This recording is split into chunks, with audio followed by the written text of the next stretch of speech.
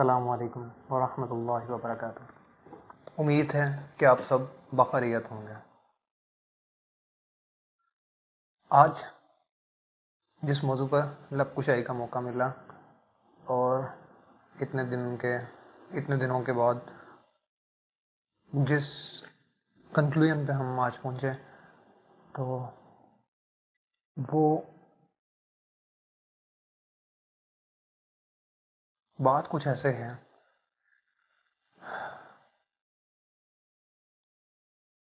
कि एक कामयाब पाकिस्तान तभी मुमकिन है जब पाकिस्तान से झूठ का कंप्लीट सफाया हो जाए। तभी मुमकिन है कि पाकिस्तान तरक्की की राहों पर गामजन हो सके। तो आइए आज हम आपको इस इंस्टीट्यूट का थोड़ा फील्ड विजिट करवाते हैं और सीखने की कोशिश करते हैं कि हमें किस किस्म का पाकिस्तान चाहिए। और ये जो मैंने बात कर रहा हूँ झूठ की, इसके बारे में भी कुछ बातें करते हैं कि क्यों झूठ की वजह से पाकिस्तान तरक्की नहीं कर पा रहा और मैं किस तरह इस कंक्लूजन पे पहुंचा इतनी सारी बहस करने के बाद। तो आइए सफ़र को शुरू करते हैं। आ जाए, साथ साथ उठना है आपने, चलते हैं। आ जाए।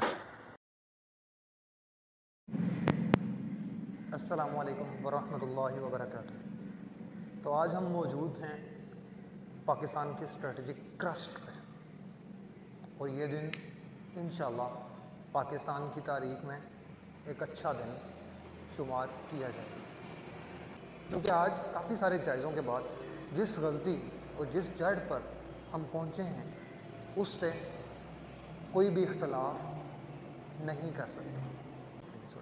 वो गलती जो हमारे कलमों से आज तक होती हुई आई है और बारहा होती रही है, अब तो काफ़ी सारे औराक और स्याही भी, मनोमन स्याही भी इस चीज़ की गवाह है कि हम और हमारे कलमों ने हमेशा एक चीज़, जिस चीज़ का ख्याल नहीं रखा वो था झूठ। हमने लंबी लंबी तहरीरें, बुलंदो बाला अबारतें और ठोस दलाइल की बुनियाद पर कुरान और उसके बुनियादी असूल व ज़वाबित को अपने कलमों की मदद से और आप पर उतारने की कोशिश की। लेकिन जिस बात का ख्याल पाकिस्तान के मुअर्रिखीन को रखना चाहिए था वो था कम झूठ बोलना। हम और बेशतर किताबों के पलंदे इस चीज़ की गवाही हैं कि ये जितनी भी बातें हमारे कलमों की रवानी से निकली, that was only based on the observed theories. कभी भी हमने कुरान पाक को बहुत लिखा, मुदल्लल जवाबात दिए, बहुत से आर्गूमेंट्स भी बिल्ड किए, लेकिन जब तक वो आर्गूमेंट्स आपकी अमली ज़िंदगी का हिस्सा ना बने तो उन आर्गूमेंट्स को लेम ही समझा जाएगा और उन एस्टिमेशंस को फेक ही समझा जाएगा। और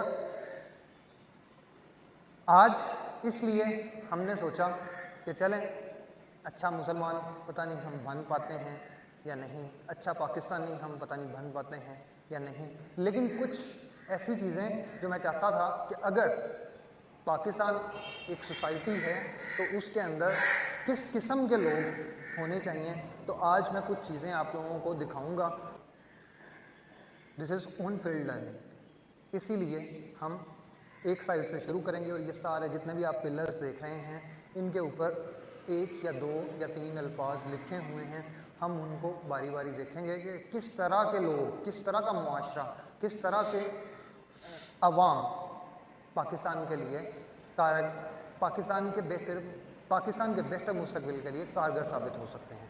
तो आइए हम one by one her pillar को विज़िट करते हैं और देखते हैं कि कौन कौन सी चीज़ें, कौन कौन सी क्वालिटीज़ कौन कौन सी इस्लामी इक़दार इस मुआशरे का हिस्सा होनी चाहिए और कौन कौन सी क्वालिटीज़ एक लीडर के अंदर होनी चाहिए और कौन कौन सी क्वालिटीज़ एक सोसाइटी के अंदर होनी चाहिए।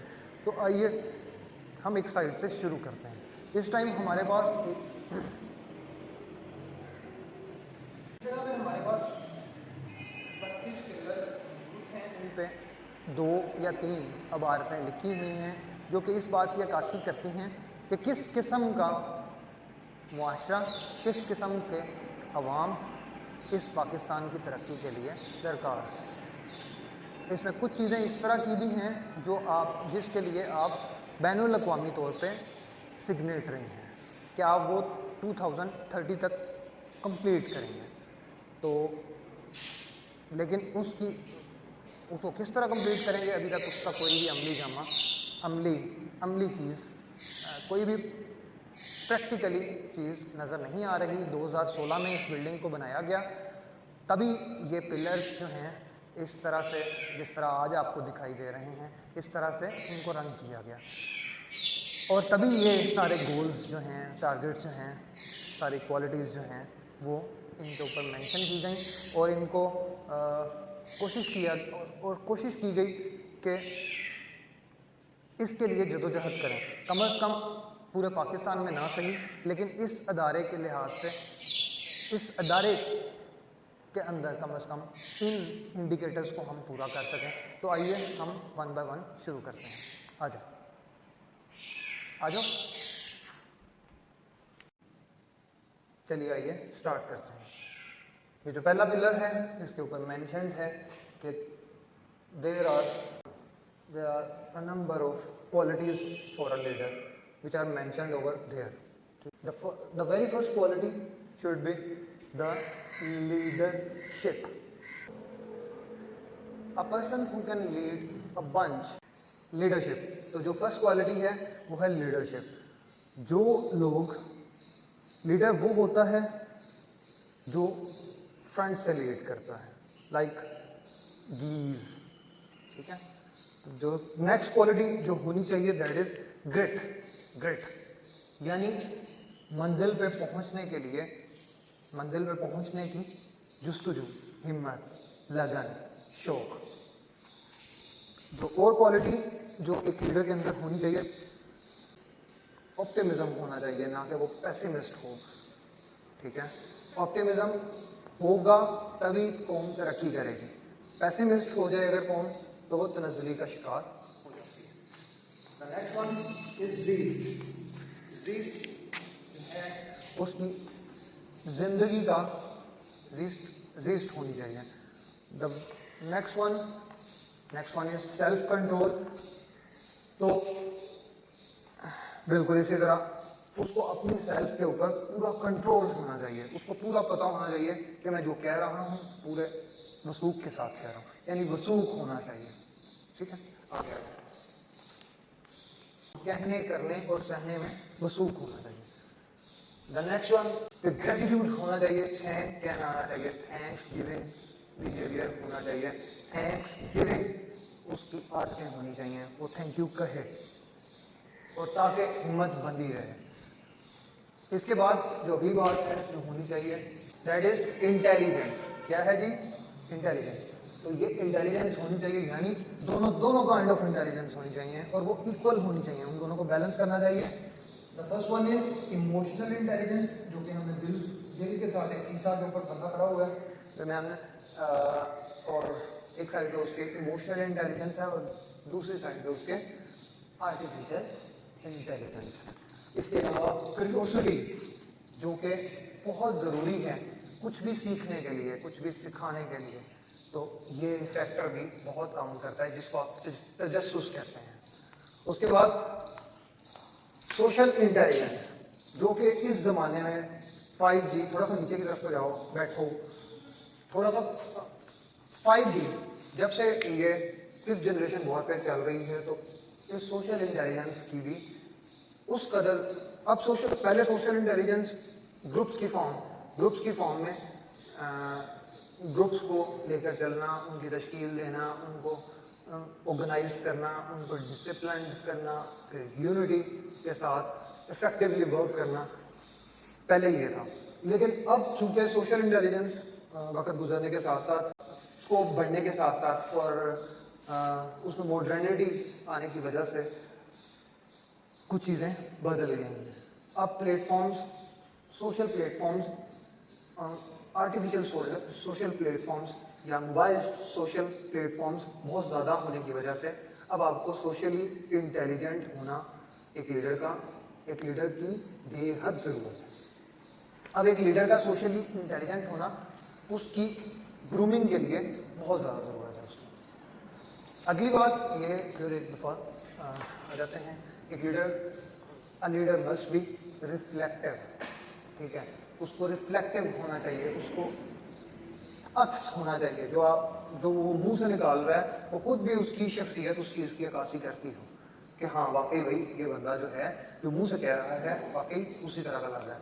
आजकल के पॉलिटिशियंस की तरह नहीं कि जो बात करते हैं रियासत मदीना की, गुरबत की, फ़कीरी की, लेकिन खुद बहुत ज़्यादा जिसको कहते हैं ना कि उनके वो रिफ्लेक्टिव हैं, they are not reflective, they are not well reflective. तो आगे चलते हैं जी। उसके अलावा जो एक और चीज़ जिसकी बहुत बेहद ज़रूरत है that is leader must be a good communicator. Communicator होना चाहिए। कम्युनिकेटर मतलब एक बात को अगर जितनी भी बात उसको समझ आई है वो अपने इलाके तक, अपने लोगों तक उस बात को कम्युनिकेट करवा दें, उस बात को प्रोपोगेट करवा दें। तो ये बहुत ज़्यादा ज़रूरत है इस चीज़ की। जो रह गई थी वो भी मैं आपके साथ डिस्कस करता रहूँ कि एक लीडर के अंदर जो बाकी क्वालिटीज़ होनी चाहिए। A leader must be an inquirer. Inquire करना आना चाहिए, उसको क्वेश्चन पैदा करना आना चाहिए, उसको क्वेश्चन को इंक्वायर करना आना चाहिए कि आखिर what is the real problem, ठीक है, और how to sort out that particular problem. अच्छा, इसके बाद कुछ चीज़ें जो बैक साइड पे लिखी हुई हैं मैं सोचा कि वो भी आप लोगों को बता दूं। ये कॉरिडोर में हम आ गए तो ये स्पेलिंग के दोबारा इधर गलत हैं, शायद ये पेंटर से कुछ मिस्टेक हुई। जो अगली क्वालिटी है दैट इज थिंकर्स, और वो भी रैशनल थिंकर्स होने चाहिए। एक अच्छा लीडर जो है वो रैशनली थिंक करता है और वो ऐन मुताबिक अवामिल के ऐन मुताबिक उसके अंदाजे होते हैं और उसी के मुताबिक वो कारगुजारियाँ करता है और उसी के मुताबिक वो अवामिल करता है, ठीक है। इसीलिए उसके टारगेट्स इस कदर मिस नहीं होते जिस कदर आज पाकिस्तान के। तो ये क्वालिटी रैशनल थिंकिंग, इसकी एबिलिटी भी हर लीडर के अंदर होना बहुत ज़्यादा ज़रूरी है अगर वो कुछ भी विन करना चाहता है, चाहे वो लोगों के दिल ही क्यों ना हो, या चाहे वो उस वर्ल्ड की पब्लिक के दिल ही क्यों ना हो। तो वो अगर रैशनली थिंक करेगा तो रैशनली एक्ट करेगा इंशाल्लाह, तो तभी वो फुलफिल करेगा अपने डेडिकेटेड गोल्स एंड टारगेट्स। आगे आ जाए। अ लीडर मस्ट बी बैलेंस्ड, ठीक है, उसको पता होना चाहिए किस कदर मैंने खेलना है और किस कदर मैंने पढ़ना है। पढ़ोगे, वो एक शेर है ना पुराना, पढ़ोगे लिखोगे बनोगे नवाब, खेलोगे कूदोगे होगे खराब। अब इन दोनों का जब बैलेंस हो जाए तब एक बैलेंस लीडर बनता है। यानी दोनों चीज़ें ज़रूरी हैं, पढ़ना लिखना भी ज़रूरी है, उसको प्रैक्टिकली अमल में लाना भी उस कदर ही ज़रूरी है। इधर खेलने कूदने का मकसद मतलब कोई खेलना कूदना नहीं है, बल्कि उसको अमली जामा पहनाना, वो इसका मतलब है। इसके बाद अ लीडर मस्ट बी केयरिंग, उसको केयर करनी चाहिए। अगर कोई बंदा बैठ गया है, अगर कोई बंदा थक गया है, अगर कोई बंदा रुक गया है, तो उसको चलाना आना चाहिए। तो केयर जो है ये the most important factor which can actually define a good leader, define a good property of a leader. Next है कि उसको, अब ये फिर थोड़ा ठीक है, a leader must be risk taker, उसको रिस्क टेकिंग एबिलिटी उसके अंदर होनी चाहिए, उसको रिस्क लेना आना चाहिए। अगर वो रिस्क नहीं लेगा तो वो कुछ सीख नहीं पाएगा, और अगर वो डिसाइड ही नहीं कर पाएगा तो फिर तो उसके डिसीजन मेकिंग पावर भी नहीं है। तो जो आजकल के पॉलिटिकल इंस्टीट्यूट्स, जो आजकल की पॉलिटिकल पार्टीज़ हैं, उनमें इस चीज़ की भी बेहद कमी पाई जाती है। Last but not the least, the other factor which made a leader most influential than that of any other one, वो फैक्टर है कि a leader must be principled, वो असूल ज़वाबित के मुताबिक होना चाहिए। उसके लिए असूल ज़वाबित से मावरा कोई चीज़ नहीं होनी चाहिए, यानी मेरिट की, यानी हर किस्म की मेरिटोक्रेसी उसको इम्प्लीमेंट अपनी ज़ात पे भी उस कदर ही करनी चाहिए जितना कि वो बाकी लोगों के लिए सोचता है। नेपोटिज्म, फेवरेटिज्म, इससे बाहर निकलना चाहिए। अब हम चलते हैं ऊपर वाले पिलर्स की जानिब। ये 16 पिलर्स मैं आप लोगों को दिखा चुका हूँ, अब 16 ही ऊपर हैं, उनको बारी बारी देखते हैं और उनमें देखते हैं कि किस किस चीज़ को हमने उस पर मैंशन किया है। उसमें काफ़ी सारे यहाँ से उसमें काफ़ी, उसके बाद अब आ जाते हैं कुछ उन चीज़ों पे, क्योंकि अब ये जो पिलर्स आप 5 देख रहे हैं, उस 5 ये पिलर्स हैं, ये वापस जो 5 पिलर्स हैं, ये these are also called pillars of Islam. ठीक है, 5 pillars of Islam. The first one, the last one is fasting. ठीक है, जब रमज़ानुल मुबारक आता है तब सारे पाकिस्तान, सारे मुसलमानों का रोज़ा सिर्फ उस ज़ाते बारी ताला के लिए रखना, दैट इज़ कॉल्ड फास्टिंग। और रोज़ा जो सबसे ज़्यादा चीज़ अंदर इंसान के अंदर पैदा करता है, दैट इज़ एहसास, और दूसरे नंबर पे जो पैदा करता है चीज़ वो है आपकी फ़िज़िकल हेल्थ को बेहतर करता है। तो ये सारी चीज़ें भी रिफ्लेक्ट करनी चाहिए थिएटर में। अगर वो ये चीज़ें ये काम कर रहे हैं तो उसकी रिफ्लेक्शन नज़र आनी चाहिए। अगर वो ये नहीं कर रहे तो फिर वो वो रिफ्लेक्ट नहीं करेंगे, उनकी बॉडी उस चीज़ को रिफ्लेक्ट नहीं करेगी कि वाकई वो फास्टिंग कर रहे हैं या सिर्फ बातें कर रहे हैं। उसके बाद हज जी इस्तात रखने वाले लोगों के लिए एक फ़र्ज़ है, फ़र्ज़ रुकन है, तो इसको ज़िंदगी में कम से कम एक दफ़ा करना हर मुसलमान पर फ़र्ज़ है। ठीक है, उसके बाद अगले रुकन पे चलते हैं। द थर्ड वन इज़ ज़कात। ज़कात एक ऐसा सोशल फेल है, एक ऐसा सोशल अमल है जो कि जिस कदर ज़रूरी है शायद उस कदर हम उसके लवाजमात पूरे नहीं कर पाते। यानी इवन पुअर से, इवन गरीब से ये पूछना या गरीब को कैटेगराइज करना गुर्बत के अंदर कि ये है जी गरीब, उसको नॉमिनेट करना, मेरे ख्याल से ये अप्रोप्रिएट नहीं है, ये इस्लाम में भी अप्रोप्रिएट नहीं है। आप किसी को पॉइंट आउट करके नहीं कह सकते कि भाई ये गरीब है, गरीब इधर लाइनें बनाने। अनफॉर्चुनेटली पाकिस्तान में अभी तक यही हिसाब किताब चल रहा है। इसका मतलब है कि हम इस ज़कात के पिलर को मजबूती से पकड़े नहीं रख सके, या जो उसकी असल लेसन्स हैं उसको एंजॉय नहीं कर सके, तो इसमें भी बेहद तरीके से। इसके बाद आ गया जी सलाह, नमाज, जिसको आप उर्दू में कहते हैं नमाज। इसकी बाकायदा पाबंदी करनी चाहिए, पाबंदी करवानी चाहिए, क्योंकि ये एक ऐसा अमल है जो आपके गुनाहों को रोज़ धोता है, जिसकी वजह से आपको रोज़ाना नई एक एनर्जी मिलती है। तो ये जो सबमिशन है in front of your God, और ये इस कदर लाजमी है कि ये जितने भी बॉडीली, जितनी भी फिज़िकल हेल्थ है, ये इसके ऊपर जिस कदर डिपेंडेंट है, शायद आज के पाकिस्तानी मुसलमान, आज के मुस्लिम वर्ल्ड, हम उस चीज़ से उस कदर फ़ायदा नहीं हासिल कर, हम इस नमाज से इस कदर, हम नमाज से उस कदर फ़ायदा हासिल नहीं कर पाए जिस कदर हमें करना चाहिए। अगली चीज़ है जी, ये है शहादा। This is personal deed, the first pillar of Islam, जिसको आप तौहीद भी कहते हैं, शहादत भी कहते हैं, जिसमें आप अल्लाह ताला की हाकमियत को कबूल करते हैं और गवाही देते हैं, अशहदु अल्ला इलाहा इल्लल्लाह अशहदु अन्ना मुहम्मदन अब्दुहु व रसूलुहु। आप कहते हैं कि अल्लाह ताला एक है और हज़रत मोहम्मद सल्लल्लाहु अलैहि वसल्लम, आप इस चीज़ पर गवाही देते हैं कि अल्लाह ताला एक हैं और हुज़ूर और उनके अलावा कोई इलाह नहीं, और हुज़ूर सल्लल्लाहु अलैहि वसल्लम अल्लाह ताला के आखिरी रसूल। तो ये तो थे जी इस साइड पे पिलर्स ऑफ इस्लाम। अगली खूबी जो लीडरशिप में होनी चाहिए, दैट इज़ कॉल्ड इंटीग्रिटी।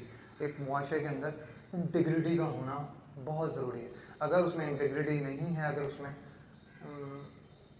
अगर उसमें इंटीग्रिटी नहीं है, विगानगत नहीं है, तो वो कभी भी मुआशरा उस अंदाज से उसका इमेज नहीं डेवलप हो सकता जो आपको रिक्वायर्ड है। जिस कदर एक अच्छा इमेज आपको रिक्वायर्ड है वो नहीं डेवलप हो सकता। इसके अलावा अगली जो खूबी जो मैं चाहता हूँ, जो मैं देखता हूँ, जो मैं समझता हूँ कि एक मुआशरे में होनी चाहिए, that is vision oriented society. तो अब हम डिस्क्राइब कर रहे हैं उन फैक्टर्स को, उन इंडिकेटर्स को जो एक सोसाइटी के अंदर होना ज़रूरी है। तो a society must be vision oriented, यानी उसके पास कोई प्रॉपर डायरेक्शन और प्रॉपर गोल होना ज़रूरी है। ये नहीं कि कहीं पे भी मुंह उठा के फलां की तरफ को जा रहा है, फलां इस तरफ को जा रहा है, फलां उस एंगल पे चल रहा है, फलां उस डायमेंशन में निकला हुआ है। तो यूँ खींचातानी जो है एक सोसाइटी की तरक्की को तनज़्ज़ुली की तरफ लेके जाती है। तरक्की नहीं बल्कि तनज़्ज़ुली की तरफ लेके जाती है। तो अगली बात जो है, अ leader must listen the problems attentively.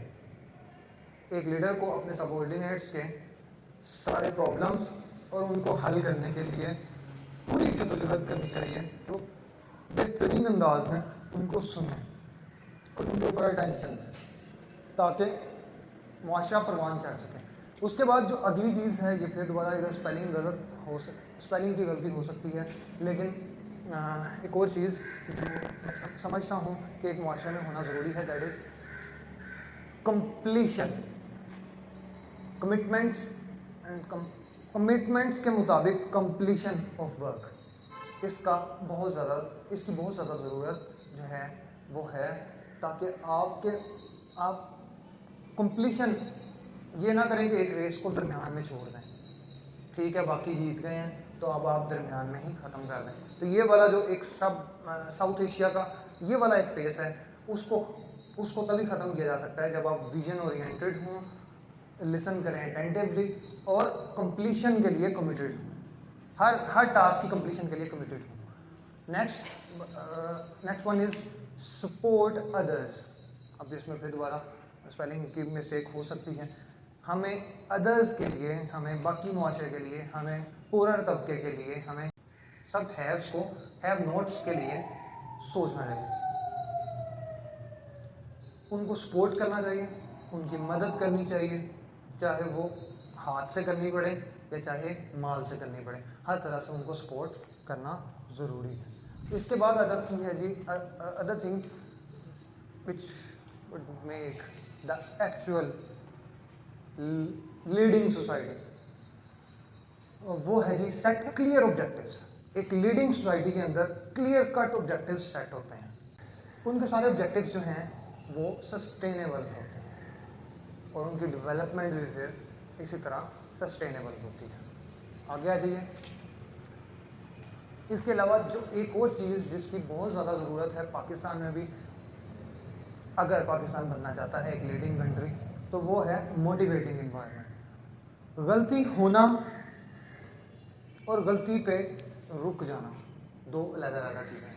हर इंसान गलती का पुतला है, लेकिन उस गलती पे रुक जाना और उस पर ढीठपन दिखाना, that is the mistake which we are doing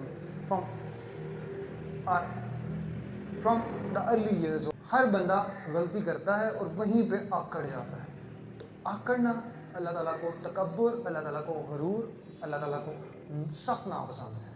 बल्कि किस तरह का इन्वायरमेंट अल्लाह ताला चाहते हैं, दैट इज़ मोटिवेटिंग इन्वायरमेंट, जिसमें लोग अगर एक काम आज करके आए हैं तो कल वो उसी तरह के 1.5 काम करें, यानी इस तरह उनको अप्रिशिएट किया जाए कि वो कल थोड़ा सा ज़्यादा काम करें, अगले दिन उससे ज़्यादा, अगले दिन उससे ज़्यादा, और यूँ करते करते जब आप मोटिवेटिंग इन्वायरमेंट बनाते हैं तो पता नहीं लगता, ऐसा फिनोमिनल वर्किंग एक्सपीरियंस हो जाता है कि वो काम जो 100 बंदे कर रहे होते हैं वो किसी टाइम पे सिर्फ एक बंदा ही सर अंजाम दे देता है, और वो उस तरह के रिजल्ट भी ले लेता है जो वो 100 बंदे मिल के काम ले रहे थे, मिल के कुछ काम कर रहे थे, वो अकेला भी उस तरह के काम कर सकता है।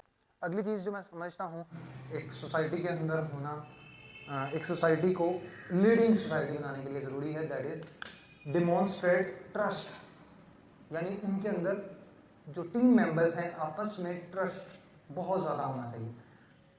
लेकिन अनफॉर्चुनेटली पाकिस्तान में ना तो किसी पॉलिटिकल पार्टी में ना किसी और पार्टी में ये ट्रस्ट डेफिसिट इस कदर बढ़ चुका है कि अब तो हमसाए को हमसाए के ऊपर ट्रस्ट कम होना है। और ये वक्त गुजरने के साथ साथ ये चीज़ बहुत ट्रेजिक है, ये चीज़ बहुत ज़्यादा ट्रेजिक आउटकम्स क्रिएट कर सकती है, जिसकी वजह से पाकिस्तान खुदा न खास्ता ड्रास्टिक चेंजेस का शिकार हो सकता है। तो इससे बचाव के लिए हमें फ़ौरन से डिमॉन्स्ट्रेट करना पड़ेगा ट्रस्ट को among public to be a sustainable Pakistan. The next thing which a society must have is curiosity. नहीं होगी तो वो कौमें तरक्की नहीं कर सकती जब तक उनके अंदर तजस्सुस ना हो कि भाई ये वाला बंदा या ये वाला मुल्क अगर ये काम कर रहा है तो उसके साथ क्या क्या फ़ायदा हो रहा है। हमारे लोग बाहर जाते हैं और जाके बस आंखें उनकी चकाचौंध करते हैं, जबकि कुछ भी उधर से सीख के नहीं आते, कुछ भी उधर से तजस्सुस लेके नहीं जाते कि मैं कुछ लर्न करूं, उसको मैं आगे अप्लाई करूं अपने आज के पाकिस्तान के अंदर। Next one is reflection. उस चीज़ की रिफ्लेक्शन नज़र आनी चाहिए उस सोसाइटी के अंदर जो आप कह रहे हैं। फॉर एग्जांपल अगर आप कह रहे हैं इस्लामिक रिपब्लिक ऑफ पाकिस्तान तो वो इस्लामिक है, ठीक है। अगर वो इस्लामिक नज़र आ रहा है देन इसका मतलब है कि उसकी रिफ्लेक्शन अच्छी है। सिर्फ एक झूठ तो हमसे संभाला नहीं जाता, सिर्फ एक झूठ हम अपनी सोसाइटी से नहीं निकाल सके तो हम कैसे मुसलमान हैं अल्लाह बेहतर जानता है। अगली बात जो एक सोसाइटी के अंदर होना ज़रूरी है, प्रॉपर आप लोगों के एक दूसरे के साथ सोशल अवेयरनेस का होना बहुत ज़्यादा ज़रूरी है। यानी मामला को कम्युनिकेट करवाना और टाइमली उनके ऊपर रिएक्ट करना, किसी भी प्रॉब्लम को आने से पहले रिजॉल्व करने की एबिलिटी रखना, वो तभी मुमकिन है जब सारी सोसाइटी सारी पब्लिक आपस में वेल कनेक्टेड हो, ठीक है। तो ये वेल कनेक्टेड होना भी ज़रूरी है। इसके बाद अगली चीज़ जो एक सोसाइटी को बेहतरीन सोसाइटी बनाती है दैट इज़ रिजिलियंस।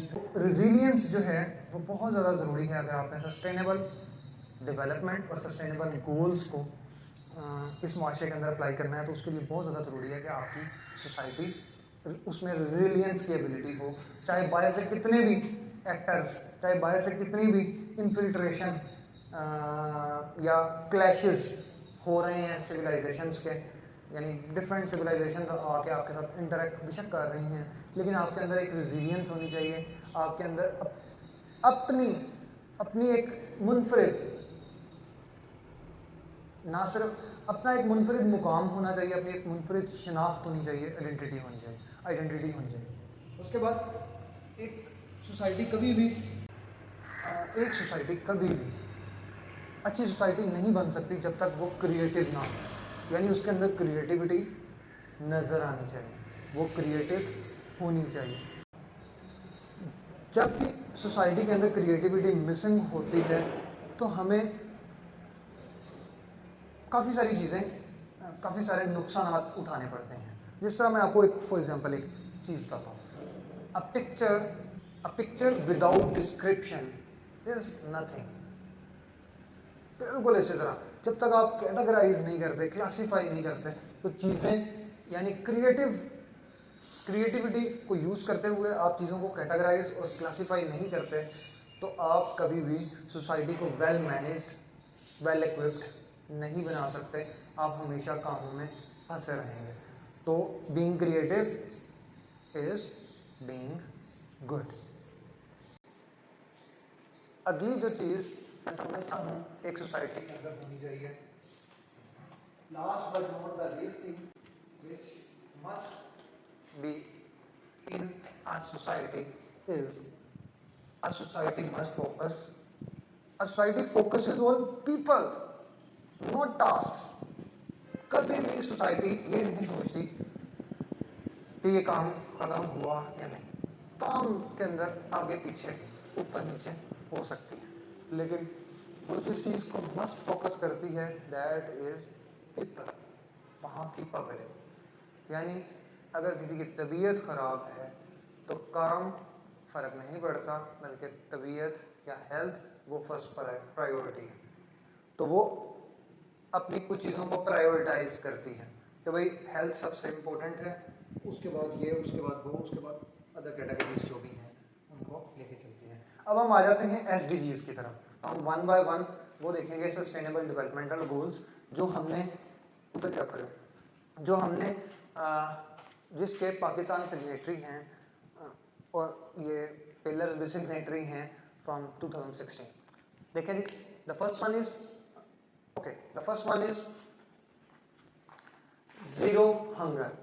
पाकिस्तान के अंदर 2030 तक हम इस चीज़ के दस्तखत किए हुए हैं, हम इस चीज़ का वादा किए हुए हैं, अहद किए हुए हैं कि हम पाकिस्तान में हंगर प्रॉब्लम को ज़ीरो पे ले जाएंगे, यानी ज़ीरो हंगर, कोई भी भूखा नहीं सोएगा, हर बंदे के पास खाने को चीज़ होगी। सेकेंड थिंग जो कि हम जिसके सिग्नेटरी हैं that is no poverty. Pakistan में पॉवर्टी भी ज़ीरो पे चली जाएगी, ज़ीरो पॉवर्टी, ठीक है। यानी पाकिस्तान में पुअर कोई नहीं रहेगा जो एक क्या है मेरा ख्याल है वो $3.5 पर, हाँ $3.5 पर मंथ, सॉरी $3.5, हाँ वो क्या है वो जो लीस्ट क्या कहते हैं पॉवर्टी की सतह, पॉवर्टी को क्या कहते हैं उर्दू में?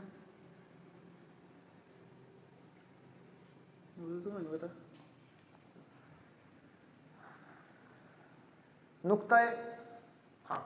नुक्ताए गुर्बत की लकीर से हर बंदा इंशाल्लाह 2030 तक ऊपर होगा।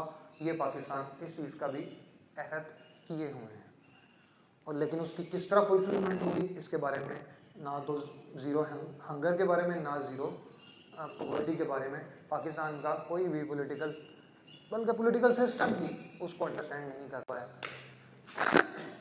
The other thing which must be in Pakistan by the end of 2030 for everyone, ठीक है, ये है गुड हेल्थ। गुड हेल्थ इस कदर ज़रूरी है जिस कदर आप सोच भी नहीं सकते। बेसिकली हेल्थ इज़ वेल्थ, ठीक है। एक हेल्दी सोसाइटी ही पाकिस्तान इस चीज़ का भी सिग्नेटरी है कि पाकिस्तान इंशाल्लाह 2030 तक क्वालिटी एजुकेशन फॉर ऑल देगा।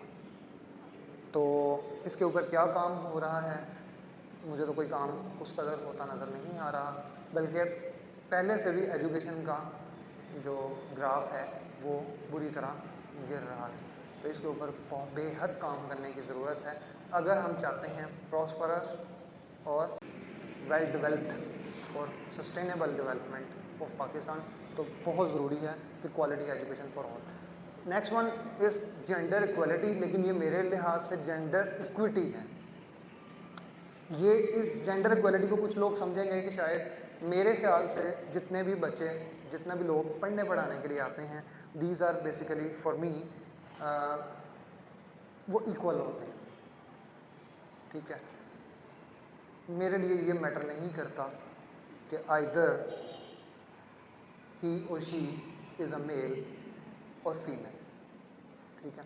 मैं दोनों को नॉलेज देना है, तो मेरे लिए बोथ आर इट्स, ठीक है। अप टिल 5th ग्रेड ये तकरीबन इट होते हैं, ठीक है।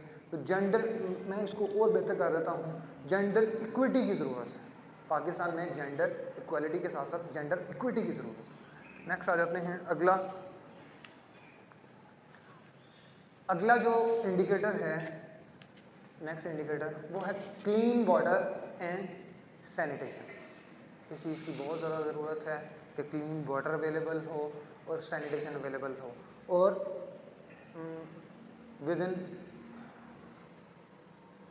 और उस एरिया के अंदर हो जिस एरिया के अंदर डिमांड है, ये ना हो कि दूर दराज इलाकों से पानी लेने जाना पड़े और दूर दराज इलाकों तक जाना पड़े जहाँ कहीं आपने वॉशरूम वगैरह यानी पानी, साफ़ पानी और साफ़ निकासी का निज़ाम ये इंतहाई ज़रूरी है, जो कि पाकिस्तान में तकरीबन इस टाइम ना पिछले 4 सालों में मेंटेनेंस की कमी होने की वजह से इस टाइम बिल्कुल सिफर से भी नीचे नज़र आता है। Next thing which a sustainable society must have is affordable and clean energy जो पाकिस्तान की बहुत ज़्यादा ज़रूरत है उसको मस्ट भी क्लीन और अफोर्डेबल होना चाहिए। तो इस ज़ुमर में पाकिस्तान ने सोलर एनर्जी, विंड एनर्जी और बहुत सारी एनर्जीज पानी वाली एनर्जी के साथ साथ उनको यूज़ किया है। ऑल्टरनेटिव जो हैं वो एनर्जी के रिसोर्सेज भी दरियाफ्त किए जा रहे हैं, उनके ऊपर भी काम चल रहा है। लेकिन क्लीन एनर्जी इस टाइम पाकिस्तान की बहुत ज़्यादा ज़रूरत है, उसमें सोलर एनर्जी के ऊपर बहुत ज़्यादा काम हो रहा है और अल्हम्दुलिल्लाह ये सारी बिल्डिंग भी सोलर के ऊपर कन्वर्टेड है फ्रॉम 2017, ठीक है। और अब वो ये सारा वर्किंग इन्वायरमेंट जो है इसको हम इसीलिए इस कदर बेहतर कर पाए कि हमने अपनी एनर्जी को एक तो अपनी एनर्जी रखा और ऊपर से क्लीन रखा और हम आगे पाकिस्तान के लिए भी दे रहे हैं। Next one is industry and innovation, सनत और सनत के साथ उसके अंदर वैल्यू एडिशन। मेरे ख्याल से सनतें पाकिस्तान में पिछले काफ़ी दौर से हैं, पिछले कुछ सालों में लगी हैं, लेकिन जहाँ तक बात है इनोवेशन की तो उसमें बहुत ज़्यादा कमी है। जहाँ तक बात है value addition of things, value addition of your products, ताकि वो मार्केट के अंदर ज़्यादा बेहतर रैंक कर सकें, उस चीज़ की बहुत ज़्यादा ज़रूरत है। यानी 2-3 इंडस्ट्रीज मिलकर जो काम कर सकती हैं शायद वो ज़्यादा प्रॉफिटेबल हो, जो कि एक अकेली इंडस्ट्री उस टारगेट्स को नहीं अचीव कर पाती और कम उससे प्रॉफिट हासिल कर पाती है, जो कि शायद पाकिस्तान में डिसेंट ग्रोथ को होने नहीं देता। तो डिसेंट ग्रोथ जब भी चाहिए होगी उसके लिए आपने अपने रिसोर्सेज को बेहतरीन तरीके से यूज़ करना इसके लिए नेसेसिटी है, इसके लिए क्या कहते हैं कंडीशनल रिक्वायरमेंट। उसके बाद आ जाता है कि रिड्यूस्ड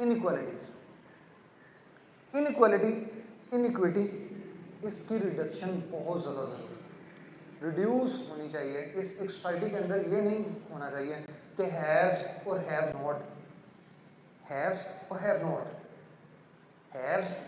नॉट्स, इनके दरमियान जो गैप है उसको रिड्यूस होना चाहिए, लोगों को खुद आना चाहिए और इज्तिमाई तौर पर सोसाइटी को साथ लेकर चलना चाहिए। अपने पूरर्स को भी उतना ही टाइम देना चाहिए जितना कि दिल से वेल्थियर वो होते हैं जो पूरर्स के लिए प्रॉपर टाइम दें, उनको प्रॉपर निगहदाश्त के लिए काम करें। तो ऐसी सोसाइटी तभी मुमकिन है।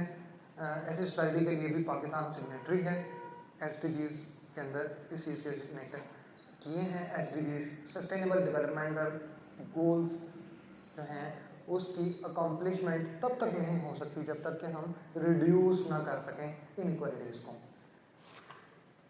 अगली चीज़ है जी सस्टेनेबल कम्युनिटीज़।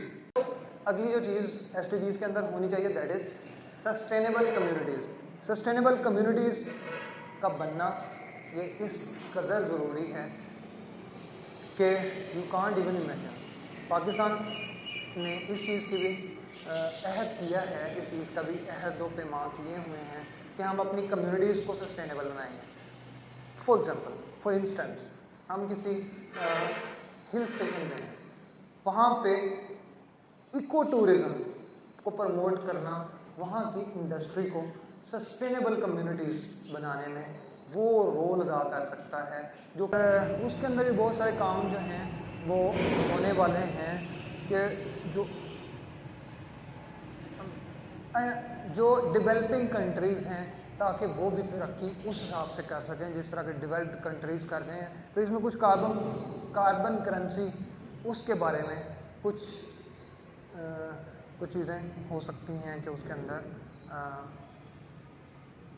कुछ चेंजेस करनी पड़े, तो यहाँ पर थोड़ा सा काम करने की ज़रूरत है।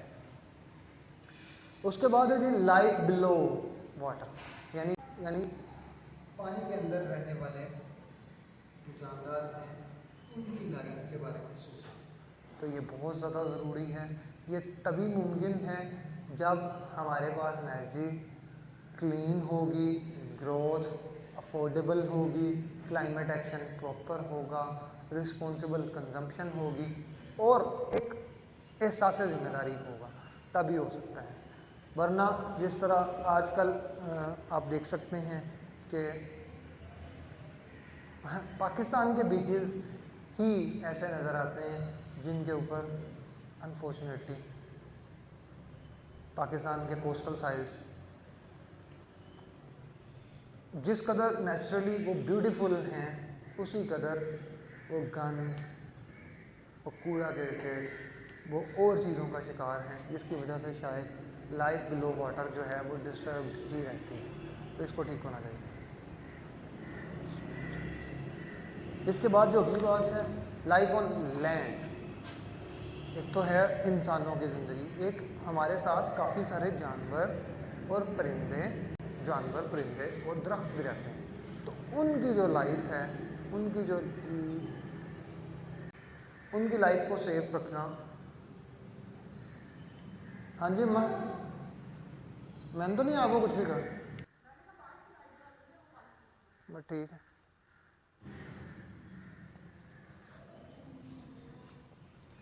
लाइफ ऑन लैंड, इसकी भी उसी कदर ज़रूरत है जितना लाइफ बिलो वाटर, और मेरा ख्याल है इसमें तो ज़्यादा ज़रूरत है। तो इसका भी पाकिस्तान सिग्नेटरी है SDG प्लान में। हमें इसके ऊपर बहुत ज़्यादा काम करना पड़ेगा कि लाइफ, एक तो लाइफ है जो बिलो वाटर है, एक है जो ऑन लैंड है, यानी हम लोग हो गए तो हमें छोड़ के बाकी जितनी भी लिविंग थिंग्स लैंड के ऊपर प्रेजेंट हैं उनके बारे में भी सोचना, उस कदर ही जिस कदर आप अपने बाशिंदों के बारे में, अपने हैबिटेंट्स के बारे में सोच रहे हैं, यानी जो इंसानों के बारे में सोच रहे हैं, उतना ही जानवरों और परिंदों और प्लांट्स के बारे में सोचना वो भी ज़रूरी है। तो लाइफ ऑन लैंड तभी बेहतर हो सकती है जब ये पीछे जितना भी तसलसल चल रहा है इन सारी चीज़ों को किया जाए पूरा, तभी इसको भी। उसके बाद आ जाती है कि एक मुआशरा तब तक मुआशरा रहता है, वरना वो तोड़ फोड़ का शिकार हो जाता है जिस मुआशरे के अंदर पीस एंड जस्टिस अवेलेबल ना हो।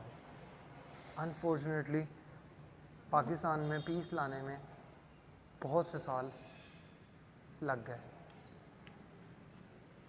और मैं समझता हूँ कि अगर फिल फॉर एक्शंस लिए जाएं तो ये इतना मुश्किल काम नहीं है।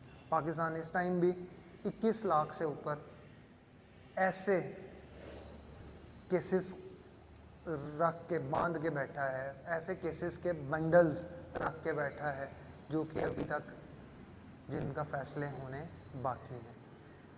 अगर नेक नियति से काम लिया जाए तो ये काम इंशाल्लाह 6 माह में कंप्लीट हो सकता है। इसके लिए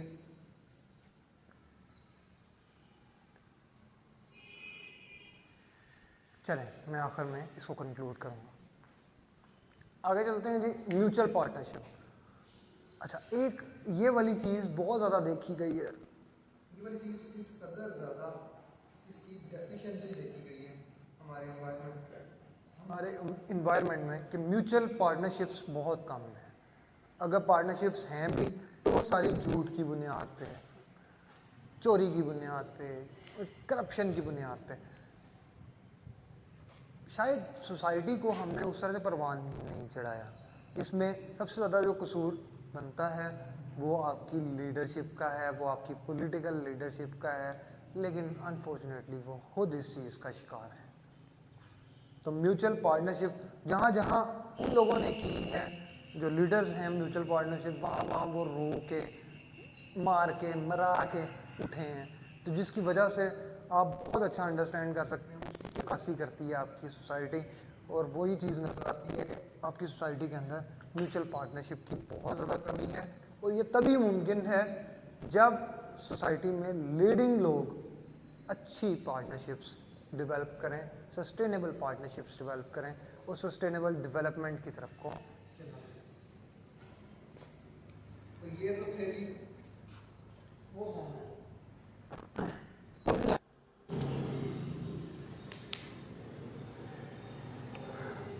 मुआशरा तब तक तरक्की नहीं कर सकता तब तक जब इन सारे खूबियों को जब तक ना रखा, जब तक इन सारी खूबियों को ना रखा जाए और वेल ओरिएंटेड और वेल टारगेटेड गोल्स को अचीव करने के लिए जद्दोजहद ना की जाए।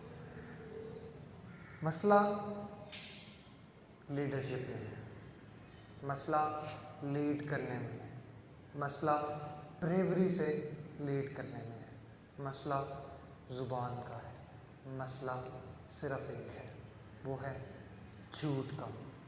झूठ पे झूठ जो हमारे कलम बांधते आए हैं, झूठ पे झूठ जो हमारे उराक और उराकों के पलंदे बांधते आए हैं, झूठ पे झूठ, ये वही झूठ है जो हमारी स्याहियाँ बांधती आए हैं। हम थ्योरी तो बहुत लिखते हैं, हमसे नसीहत के ऊपर ऐसे मांगा जाए तो हम 126 नसीहतें लिख देते हैं, लेकिन जहाँ पे इस्तदलाल, जहाँ पे गौर, जहाँ पे असल तफक्कुर की ज़रूरत थी उसको हम भूल जाते हैं, उसमें हम ज़ीरो। यही गलती है, हमने अल्लाह ताला से झूठ बांधे हैं, हमने अल्लाह ताला से झूठ बांधे हैं। हमारे गवाह, हमारे उराक इस चीज़ की गवाही देते हैं। आप देखें, अब आपको एक छोटी सी मिसाल देता हूँ। मैंने एक बच्चे से कहा कि आप हर पेपर के एंड पे ये वाली लाइन ज़रूर लिखोगे कि all the above mentioned answers are based on manual, all the above mentioned answers are based on manual research या human research, so there could be a possibility of mistake because Allah knows the whole truth।